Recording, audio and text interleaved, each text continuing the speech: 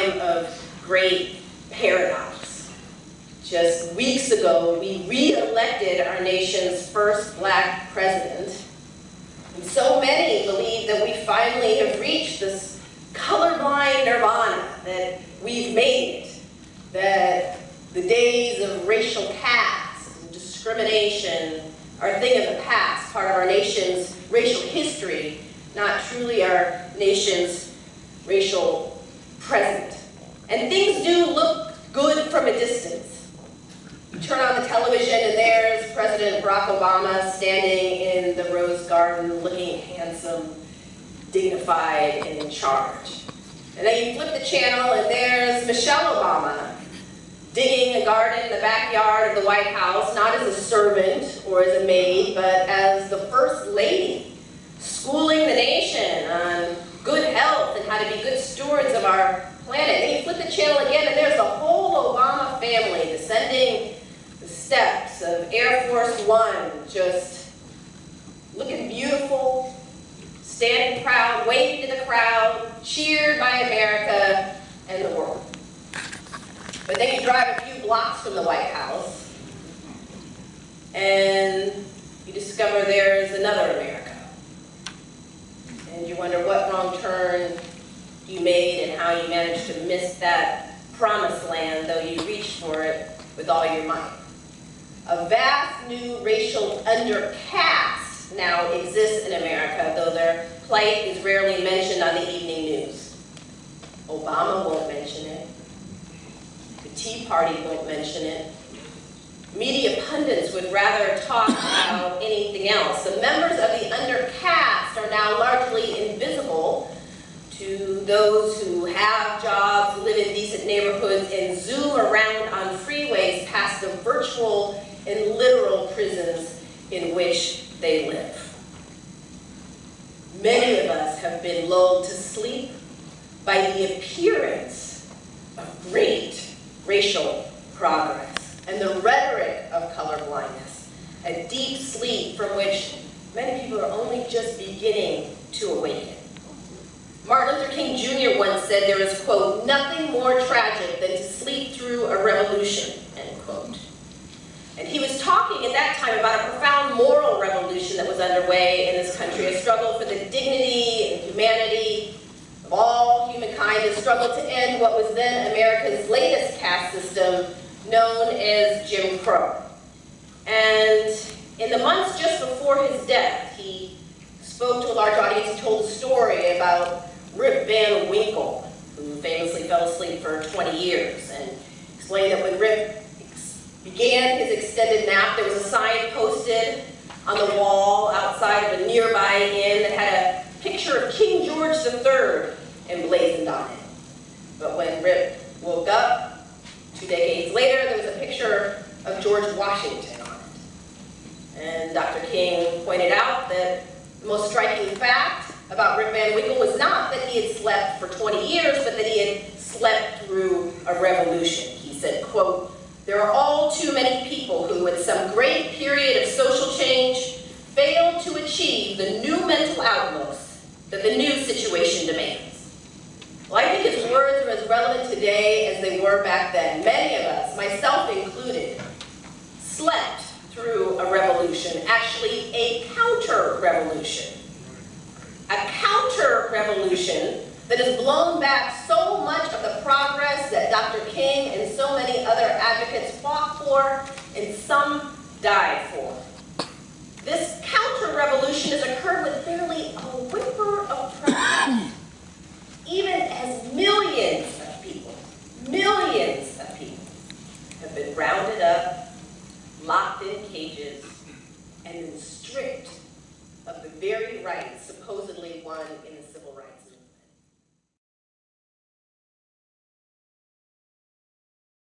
Discrimination, denial of the right to vote, exclusion from jury service, suddenly illegal. As a criminal, you have scarcely more rights and arguably less respect than a black man living in Alabama at the height of Jim Crow. We have not ended racial caste in America, we have merely redesigned it. Like I said, there was a long while where I didn't fully get it. there were a number of experiences that slowly began to open my eyes, and one in particular affected me in a profound way. It involved a young African-American man who was about 19 years old, who walked into my office one day and forever changed not only the way I viewed our criminal justice system, but how I viewed myself as a civil rights lawyer and advocate. At the time, I was directing the Racial Justice Project for the ACLU in California. We had just launched a major campaign against racial profiling by the police. We called it the DWB campaign, or the Driving While Black or Brown campaign. And we had already sued the California Highway Patrol for racial profiling in their drug interdiction program, but we were looking to sue some other law enforcement agencies, police departments in California as well, about which we had received complaints of discriminatory tactics and practices. And so we had created a hotline number for people to call if they believed they had been stopped or targeted by the police on the basis of race. And we put this hotline number up on billboards in communities in Oakland and San Jose and in other cities around California, urging people to call the hotline number if they believed they'd been stopped or targeted by the police on the basis of race. And in fact, within the first few minutes of our hotline number being announced on the evening news, we received thousands of calls. Our system crashed temporarily. We had to expand our capacity. And so I was spending my day interviewing one young black man after another who had been stopped, frisked, searched, car pulled over, sometimes brutalized by the police for no apparent reason other than race. And it was getting late in the day and I was kind of tired.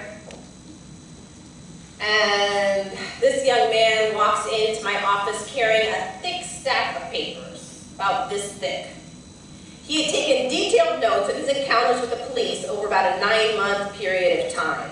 I mean, he had just an unbelievable amount of documentation and detail about this pattern of stops and searches and harassment he experienced by the police in his neighborhood. He had dates of every encounter, descriptions of what happened, names of witnesses who could corroborate his story. In some cases he had names of officers, even badge numbers, just an unbelievable amount of documentation about his stops and searches and harassment in his neighborhood. And so I started to think, well, maybe he's our dream plaintiff.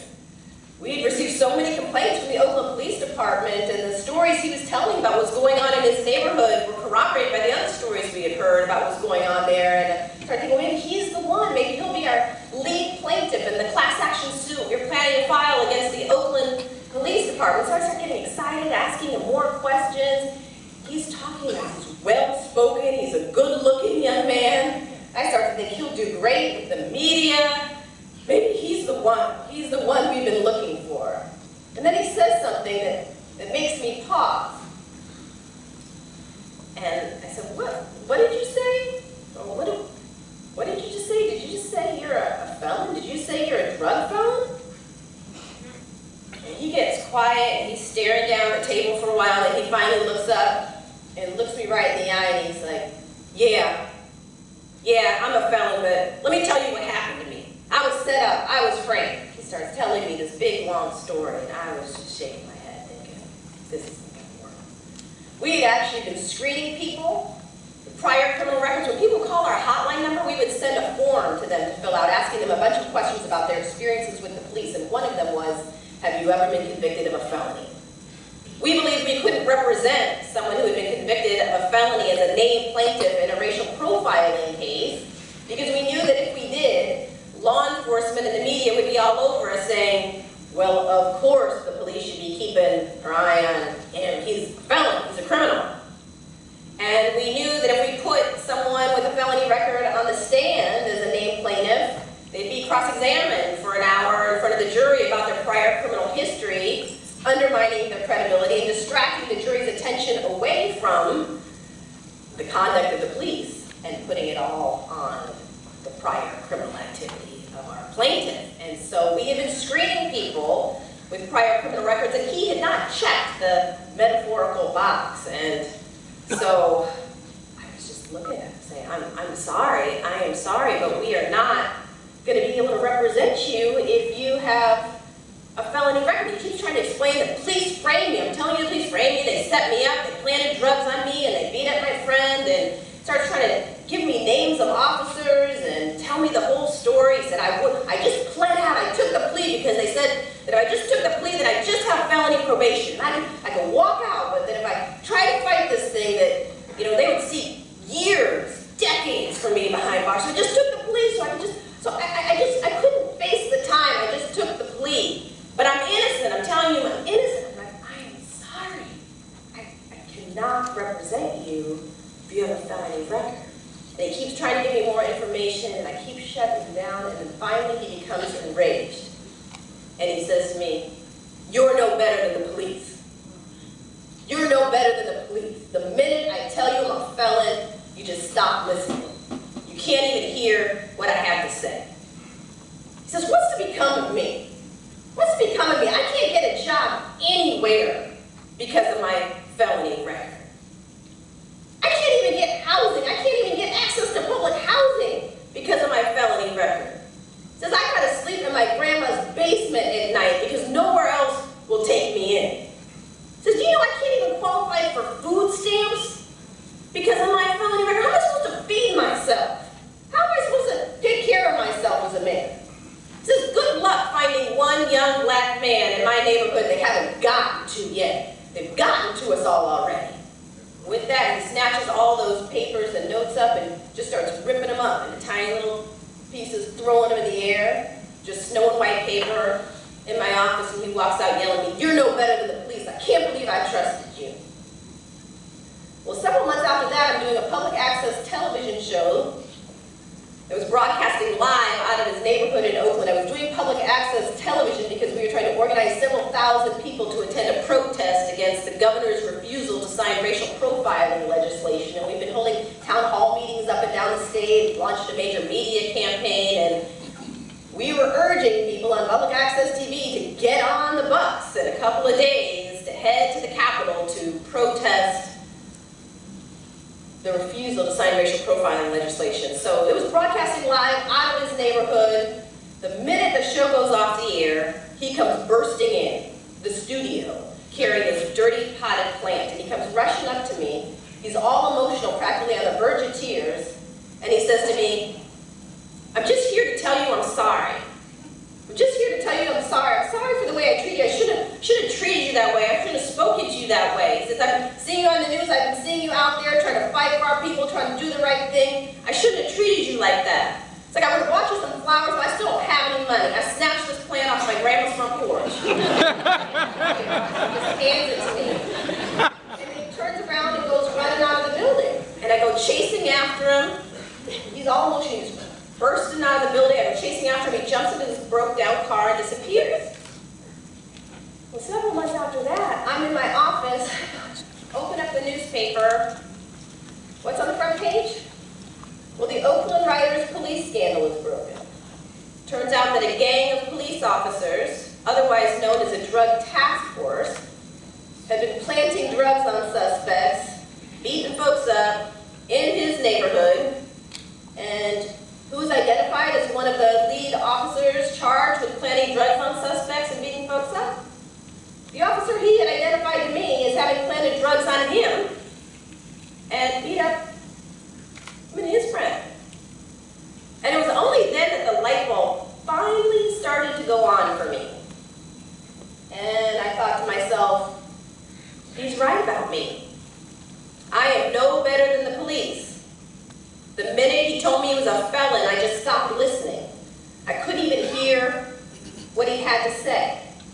And that was the beginning of me asking myself some hard questions of myself as a civil rights lawyer and advocate. How am I actually replicating the very forms of discrimination, marginalization, and exclusion I'm supposedly fighting against? And I also started to ask myself, why is it we haven't been able to find one young black man in his neighborhood they haven't gotten to yet? What is really